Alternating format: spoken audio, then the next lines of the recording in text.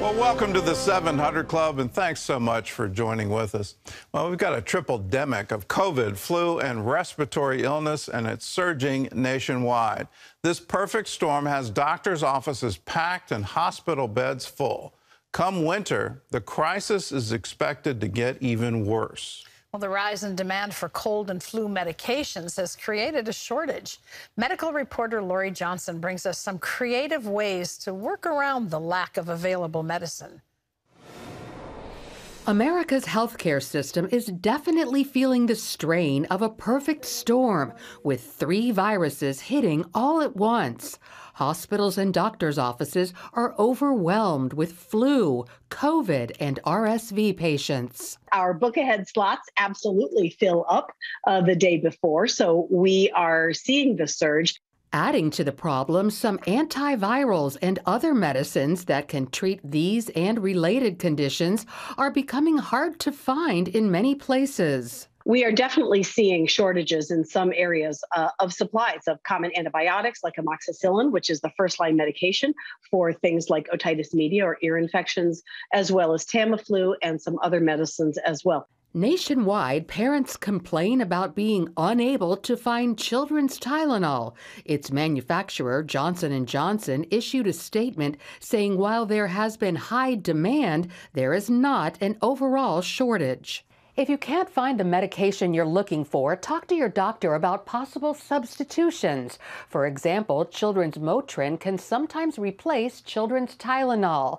Then there are home remedies, like the old-school fever reducer of a cold cloth on the forehead or back of the neck, where the body gets cooled most easily.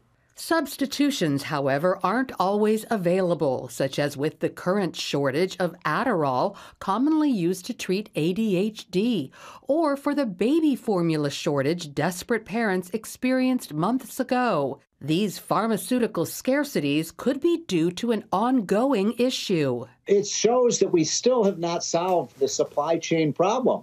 You know, this was supposed to be solved 6 to 9 months ago. Remember, Pete Buttigieg, the transportation secretary, was supposed to solve this problem. A top Biden administration health official says pharmaceutical shortages aren't their fault and have been around a long time. We have some broader supply chain issues with our medications that we've had for decades. I have seen this as a practicing clinician. I often, when I walk into the hospital, find some normal medicine that I'm used to using not available. We have got to continue working on that. We've made a lot of strides in this administration. But our work here is not done. So we have got to continue making sure that these medicines are available. So while America struggles with this triple-demic, doctors and consumers will need to be creative in making do with shortages of medications that treat these illnesses and others. Gordon. All right, Lori, tell us, why are we seeing such a high number of flu cases? What's causing the early surge? Well, not only with the flu, but also with RSV. Most medical experts say it's because of the shutdowns that we experienced last winter and the year before. What does that mean? Well, a lot of people did not get the flu and RSV last year and the year before because of the shutdowns. In fact, there were practically no flu and RSV cases the last couple of winters. Why does that impact this year? Well, because when you get these viruses, you develop immunity towards them, or at least some partial immunity. So think about it.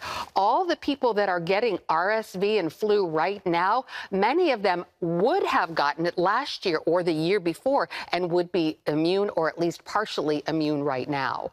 Well, let's talk about some of the other drugs that are in short supply and what can people do to find medicines that they need? So we already talked in the piece about amoxicillin, the antibiotic, Tamiflu, children's Tylenol, and also Adderall. So the other ones that are in short supply right now are Augmentin, that's an antibiotic, albuterol, which is often prescribed for asthma. It opens the airways, but it's often prescribed off-label label for respiratory viruses. And then a lot of consumers are reporting seeing empty shelves where the cough and cold medications usually are. So what's happening now is doctors are often prescribing a drug, and they're giving their patients another prescription saying, hey, this is the drug I want you to have, but if they're out of it, try to see if they can get this one. And, you know, sometimes these are even exchanges. Sometimes this really works well. The drugs are almost the same. Other times, not so much. For example, with Adderall, sometimes doctors are saying, well, if they're out of Adderall, here you can get Ritalin.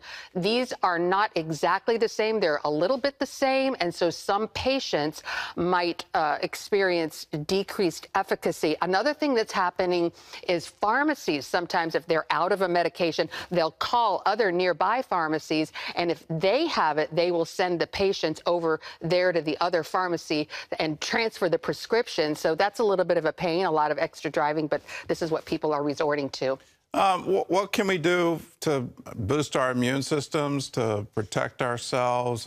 Should we go back to make sure you wash your hands like 20 times a day? I mean, Yes.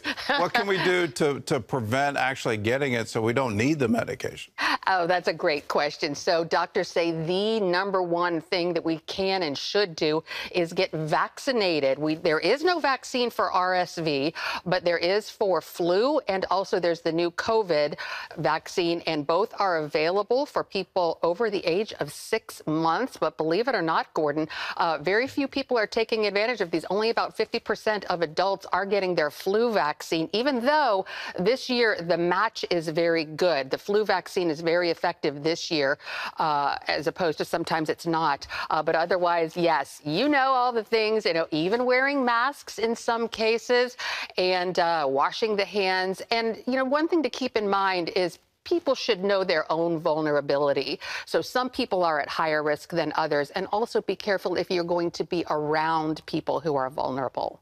All right. Well, Lori, thanks for that report. In other news, after the attack on North Carolina's power grid, other states are now reporting similar strikes. John Jessup has more on that story from our CBN News Bureau in Washington. John?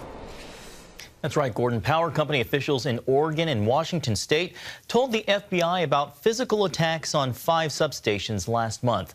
While they're not making public the details, a spokesperson confirmed to local media one incident briefly cut power to residents near Portland. And we have confirmed that this was malicious intent. This was no accident. Officials in North Carolina are following up on leads, particularly shell casings found at the scene. They've also filed federal search warrants and are paying close attention to posts in online forums calling for attacks on critical infrastructure. Some anti-government groups have made available materials documenting ways to disable the grid, including with rifles. Meanwhile, Duke Energy has restored power to the tens of thousands of people left in the cold and the dark by the attack. Well, here in Washington, the House of Representatives is set to vote on a bill giving federal protections to same-sex and interracial marriage. The bill requires states to recognize legal marriages regardless of sex, race, ethnicity, or national origin. The measure passed in the Senate after an amendment was added protecting people who disagree with gay marriage because of their religious beliefs. Several Republican senators offered stronger amendments protecting religious freedom, but those were voted down. President Biden signaled he's ready to sign the bill after its expected passage. Well, turning now to the southern border and a new crisis that's emerging this year, a record number of suicides among Border Patrol agents. As CBN's Heather Sells reports, the emergency has a bipartisan group of lawmakers calling for action to help the men and women policing the border.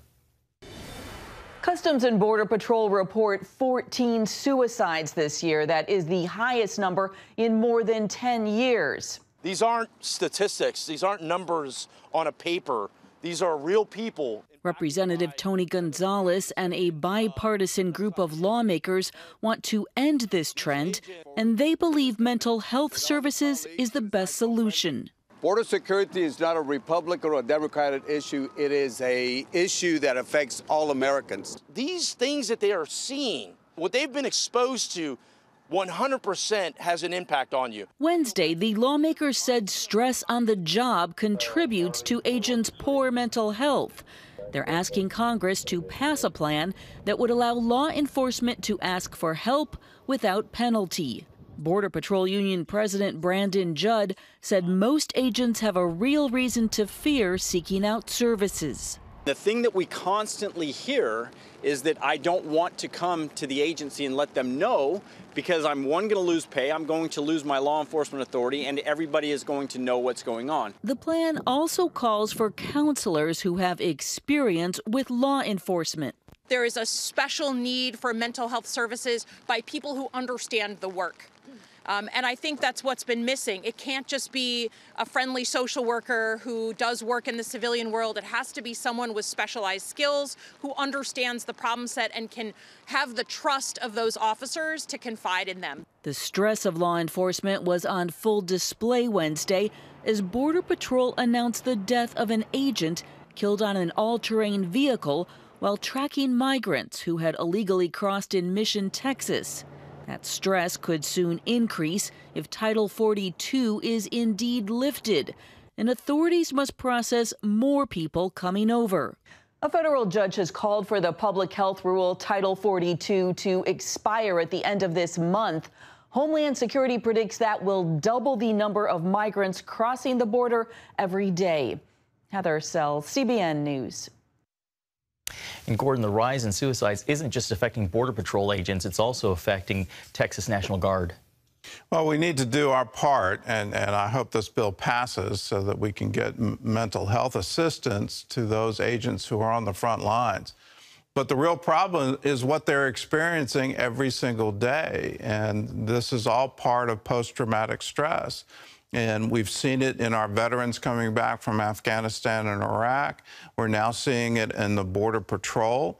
We're seeing it in the National Guard in Texas. And the underlying fundamental is we have to stop the border crisis. But the administration seems to be turning a blind eye to it. I don't understand it.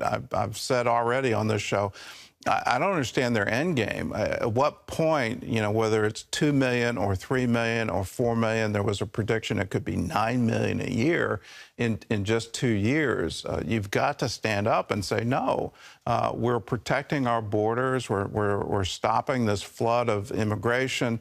And we do it now. That needs to be a clear message from the administration because these immigrants are hearing another message. They're hearing the borders open and come in and you'll get access to the United States. Even if you're stopped, you're going to be released. All of these messages are going around the world, and that's why we're seeing the crisis. So if your answer is, well, let's send more, let's send air marshals, let's take them off of planes and put them on the border, well, that's not an answer. You've got to stop the flood of immigration, and you need to stop it now.